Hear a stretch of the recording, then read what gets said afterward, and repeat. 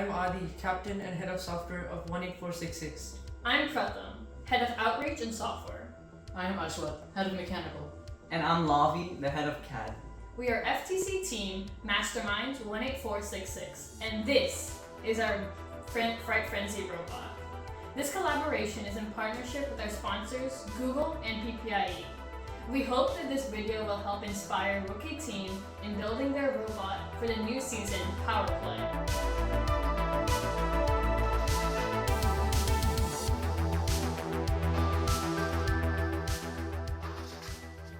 Before we do anything in the season, we start by brainstorming. We take ideas from our entire team and we put it onto a dock. And we see what idea will work, and then we start prototyping.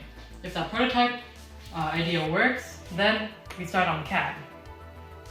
After we finish our basic design on CAD, then we can start building. And once we finish building the entire thing, we can start programming, and we're ready for a competition.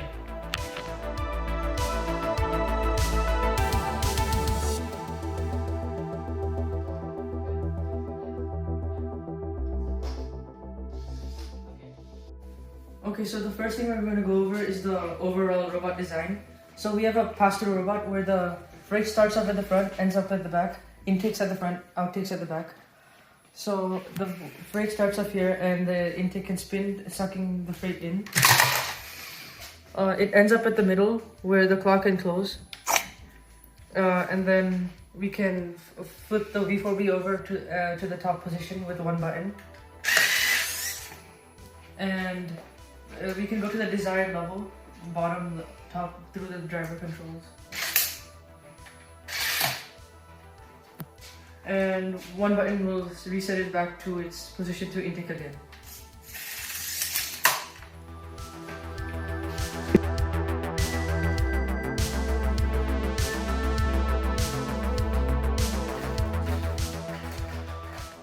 Okay, so for our drivetrain, we use a Mastermindz Drivetrain with 4 wheels, as you can see.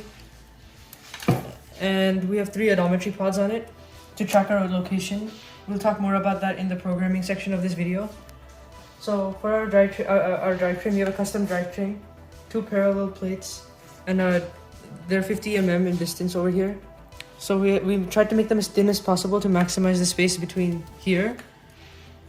So what we have is a dead axle design, where the wheel assembly spins on the shaft, and the shaft is not powered; it's dead.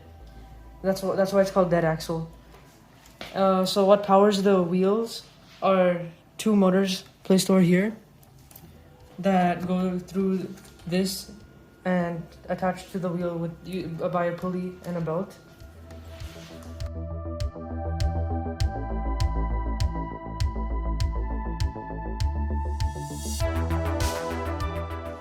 Like our drivetrain, we decided to use a dead axle design for our intake wheel. As you can see over here, the wheel is mounted between these 2 plates. The axle is screwed into the plate, causing it not to move. The wheel assembly has bearings on it, allowing it to spin on the axle, right here. The motor, right over here, powers the intake using a belt and pulley. Another thing that we did was mount the whole intake on a shaft with bearings so that it can move up and down. The motor's weight along with gravity is what causes the intake to put downward pressure. Our 3D printed TPU wheel is what allows the freight to be easily pulled in. We also have these 3D printed things right here on the sides to guide the freight into the ramp, which is also made of polycarbonate.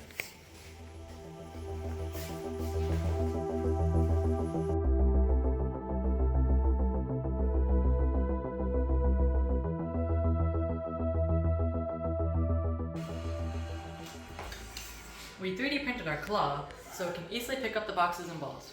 We only have to move one side of the claw to pick up the freight and leave the other one in the same place. This lets us not have to use more than one servo and is incredibly efficient. The design is simple and is effective for the challenge. We also use the clock to score our TSE. This is done by lowering it to the lowest level, grabbing the TSE, and scoring them by placing it at the top of the shipping hub. You also have to make sure the wire that you attach to the claw is long enough to cover the area that it has to move. Some trouble we had was not having a long enough wire, so the wire detached and we couldn't use our claw. We fixed the problem by using a longer wire.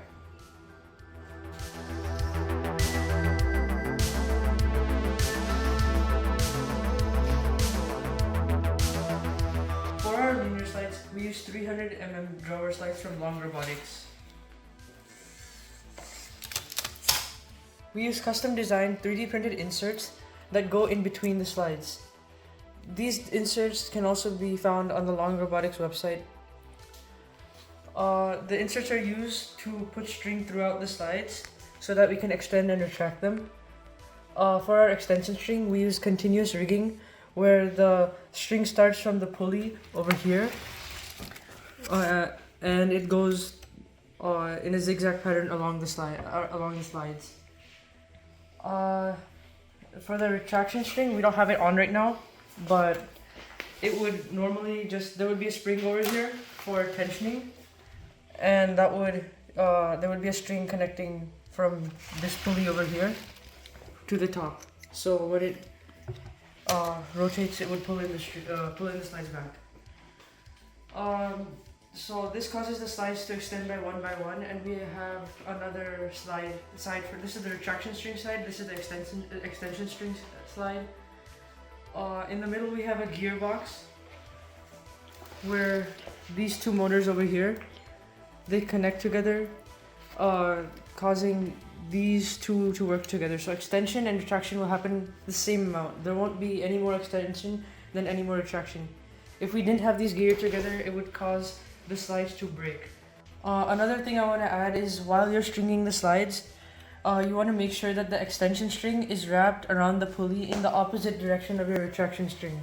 This is because you want the extension string to be pulling the string while the retraction string lets go of the string. So the extension string would pull in the string, causing there to be less string on these slides. So you can here's a better look of our stringing. So when the extension string pulls in the string, there would be less string on the slide, causing the slides to extend.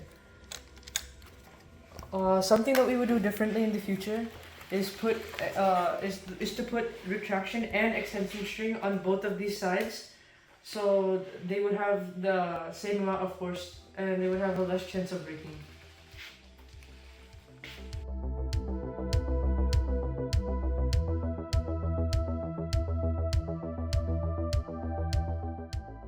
A 2-bar is a linkage where you can move part of it to the other side.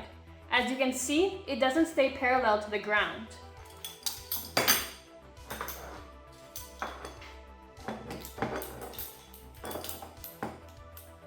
A 4-bar is a type of linkage which keeps the thing it's moving parallel to the ground. It works because the four sides of the 4-bar make a parallelogram. A property of a parallelogram is that all of its sides are parallel. Since the top side of the 4-bar is parallel to the ground, the bottom of the 4-bar is also parallel to the ground. A V4B works the same way, but the parallelogram sides are replaced with a belt. As you can see, the belt and the pulley form a parallelogram.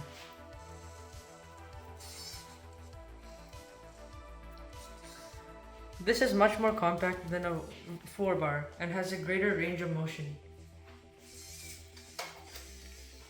It is about the same size as a 2-bar and can move 360 degrees around its center, while a 4-bar can only move about 180 degrees around its center. A V4B is slightly harder to make, but it's much more effective. In our design, the claw is always parallel to the ground.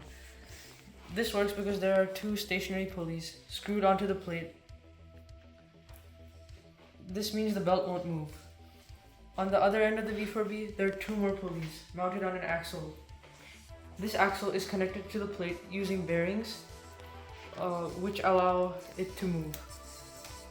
So when we move the V4B, the claw stays parallel to the ground. This lets us pick up freight and put it into the shipping hub with ease.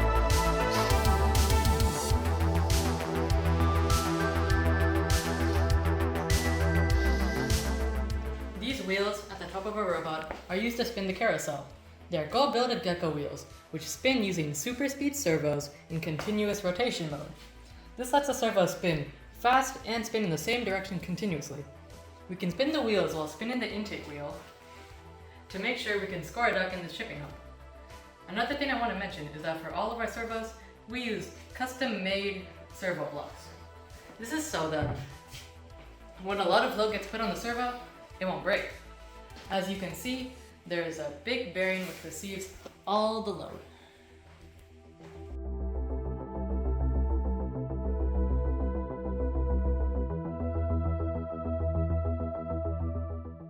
We use one control hub and one expansion hub so we can connect every motor and servo. The hubs are attached to the right side of the robot, covered by a 3D printed plate. We can unscrew this plate to have access to the control hubs if we want to change anything. To prevent the wires from getting tangled, we use zip ties as seen here. We also made a wiring diagram that is taped to our hubs so that everything is organized.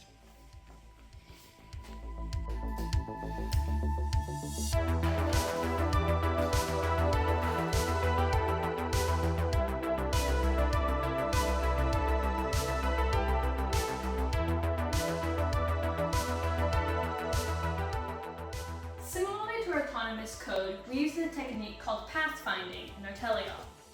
Pathfinding uses the spline2 command in Roadrunner to go to a position with a unique vector 2D and heading. Because the robot controllers weren't able to practice driver control, we used this program to more effectively move from the hub to the warehouse in a matter of milliseconds.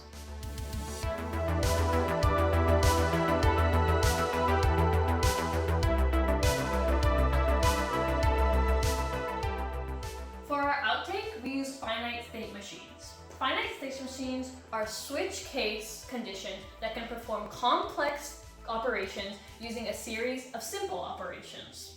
We use finite state machines when placing the freight into the hub. With the click of one button on the gamepad, we can laterally shift the vertical slides, extend the V4B, and open up the claw. Rather than being ineffective by relying on our driver controllers for split-second reaction times, we were able to implement use into the code to reduce the time spent stalling.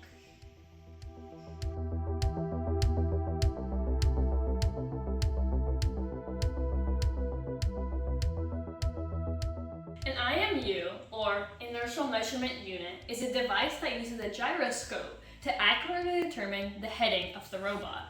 We use this information when moving the robot. Rather than moving the robot in the true forward direction when we press the forward key on the D-pad, we can move the robot in the heading that it is facing.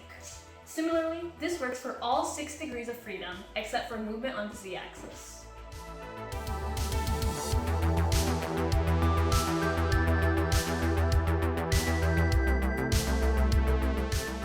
PID stands for Proportional Integral Derivative.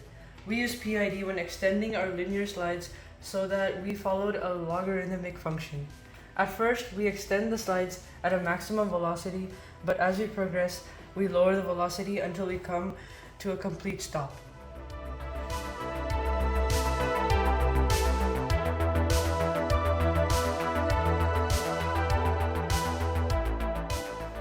We use 3-wheel odometry from OpenAuto. We use metal odometry, which was released by Primitive Data on the FTC Discord server. We use 3-wheel odometry so that we know the amount we spin. The heading is determined by the one horizontal dead wheel. Strafe and forward and backwards distance is recorded by the 2 parallel dead wheels. We use spring and rubber bands to always keep the odometry pods in contact with the ground. For programming our odometry, we use Roadrunner, which is a motion profiling library. It is used primarily for autonomous movement. It allows for complex path following generation while maintaining control of velocity and acceleration. Before we can fully implement Roadrunner, we have to identify the values for our gear ratio and tracking distances, to name a few. To learn more about Roadrunner, check out learnroadrunner.com. We hope you learned something from this video, and thank you for watching.